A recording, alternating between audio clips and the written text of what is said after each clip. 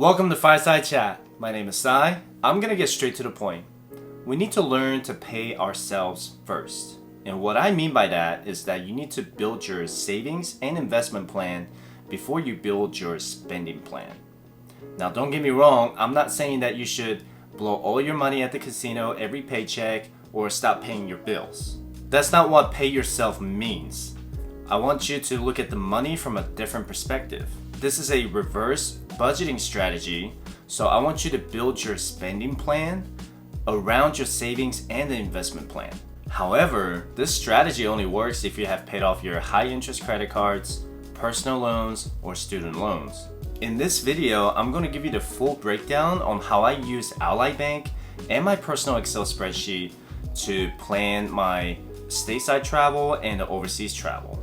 It is extremely important to me that I pay myself first to travel wherever I want or whenever I want, because during my debt-free journey, I made a promise to myself that as soon as I became debt-free, that I was going to pay myself first to travel and see the world. We just spent 1 week in Cancun, and that trip to Cancun was the direct result of the pay myself first strategy, and I'm going to show you how I did it, and it is super easy to do. You can also download my travel fund spreadsheet for free in the description below. Quick disclaimer though, I am not a financial advisor. My channel and its videos are for educational and entertainment purposes only. The pay yourself first strategy is simple. Consistently save and invest while keeping your expenses as low as you can. The goal is to make sure that you are saving enough money to achieve 50% savings rate. The pay yourself first strategy has been working out great for me because it prevents me from making impulse purchases and I can stay focused on the financial independence journey. If you watched my other video about my investment priority, the travel fund is actually on my number 4 priority list after I contribute to my 401k, up to the company match, annual expenses fund, and IRA. So the first thing you need to do is to figure out how much money it costs for you to get to that destination. This is going to include your flights, hotels, rental cars, or if you're taking a road trip, then how much money you'll need for gas. We visit our families in San Jose and Illinois every single year, so we know exactly how much it costs to buy plane tickets, get a hotel room, and rental cars. So first, let's talk about flights. My family and I have the Southwest Priority credit cards. We earn enough points every year to get free plane tickets from Las Vegas to San Jose and St. Louis. That's because we use it for daily purchases like dry cleaners, haircut, transportation, and restaurants. So let's go over what Southwest Priority Card offers and why we love it so much. So you can earn 2 points for every dollar you spend on Southwest airline purchases made directly with the airline.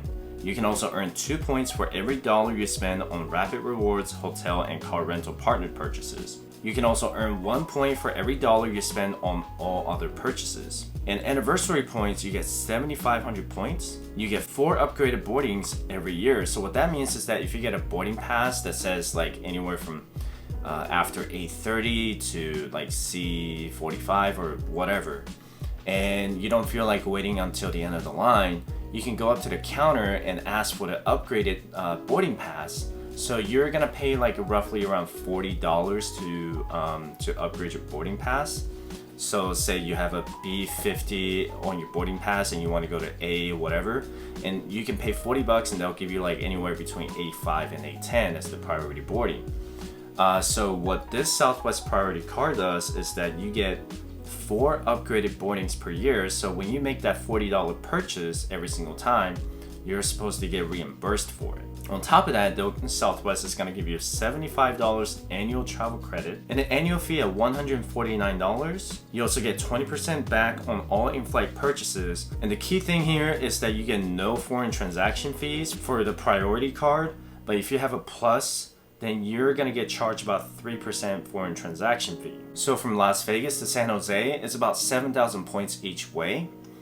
And getting that 7,500 anniversary points, that already covers one way. So throughout the year, I can earn anywhere between 15,000 to 20,000 points for my daily purchases. That's not counting any airline purchases that I make throughout the year. So whenever I go on a business trip or I'm making a trip with work, I make sure to book with Southwest so I can earn more points. Bottom line is, if you're a frequent flyer for your business or work, you could earn so many more points, and I haven't paid for the Southwest plane tickets to San Jose in almost 3 years. And as of right now, I have 50,000 Southwest points, and that's enough to buy me free plane tickets from Las Vegas to San Jose and Las Vegas to St. Louis. So if you're interested, I'm gonna leave the referral link in the description below. I have to make sure that I emphasize something to you before you use these credit cards. You need to pay off these balances every single month, otherwise they're not gonna be worth it. And I'm gonna say it again, do not leave a balance on these credit cards or you're gonna have high interest debt again, okay? So what you need to do is you need to incorporate these purchases into your budget, otherwise they're not gonna be worth it. Now I'm going to break down how much money it costs to travel from Las Vegas to Cancun in the month of June. We spent a total of 6 days and 5 nights in Cancun. We stay at a hotel called Iberostar, Selection, Paraíso, Lindo, and the trip was booked by Apple Vacations. Hotel for 5 nights was $1,388.19 or $277.64 per night. Keep in mind, this included food, drinks, alcoholic beverages, and transportation from the airport to the hotel. It also included the insurance plan just in case we had to cancel the trip for any reasons. Flights from Las Vegas to Cancun with Southwest Airlines cost $548.06 per person, or $1,096.12 for both of us. We had the travel credits from the year 2020, so we didn't have to pay any additional fees to rebook the flights. We also decided to take $500 in cash for the trip. That was mainly for the excursion, cash tips for restaurants, alcoholic beverages, and transportation. So the total budget for this trip was roughly around $3,000. Now let's take a look at my travel fund spreadsheet and how I pay myself first to travel the world. I needed to save at least $3,000 for Cancun prior to June, and I knew about the wedding at least a year prior. Since June 2020, I've been saving $200 every 2 weeks, so by the end of May 2021, I had already saved over $5,200 in this travel fund. I could have just saved around $150 every 2 weeks, and that would have been $3,900 in a year. I choose to save $200 every 2 weeks so I can book future travels. So the key to successfully saving your money for travel is to know how much it costs to travel and how much money you're willing to spend while you're at the destination. Remember, budget means giving yourself permission to spend money. Since I've been debt-free, I've been setting aside at least $5,000 a year to travel at least 3 to 4 times a year. We want to continue to have fun while we're on the financial independence journey. If you absolutely hate my spreadsheet, then you can always go on the Ally Bank, and it's got some really cool features that can help you achieve your goals. Ally has the feature called buckets, so you can organize within your savings account. So you can add goals and distribute your funds within your savings account. So for my travel account, I have 5 different buckets. So one is Illinois, one is San Jose.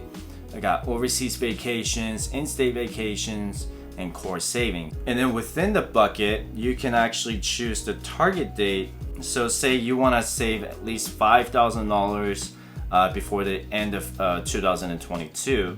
So as I said before, you need to save at least $200 every 2 weeks or $100 every week if you want to. And you need to do that automatic transfer into that bucket. And when you hit that goal, and all you have to do is just buy plane tickets just straight out from that bucket. This is how I want to live my life. I don't know how you want to do yours. You might not like to travel, you might have your own hobbies, but I want you to enjoy your life while you're on the financial independence journey.